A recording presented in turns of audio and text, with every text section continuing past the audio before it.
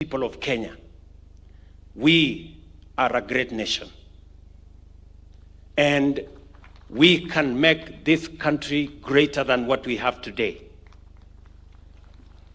Singapore, Malaysia, South Korea were where we are today 60 years ago. We were the same level, but they made the right decisions. They are in the first world. We are still making the journey from the third world. China changed in 30 years and got 300 people out of poverty. I want to tell the people of Kenya, we can change this country in our lifetime.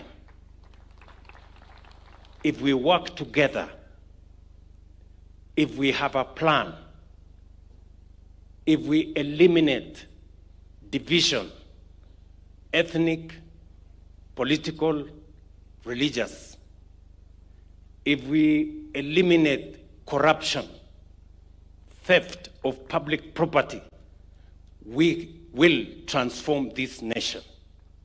And I am confident. I believe in the greatness of this nation. Hata pale kwa mambo ya matibabu, jana tumeondoa leseni ya mahospitali 1000 ambao wanafuja pesa ya mambo ya afya. Na hatuondoi leseni peke yake. Tutawafuata, watalipa hizo pesa, kwa sababu there is nothing as criminal, as worse as stealing from the sick.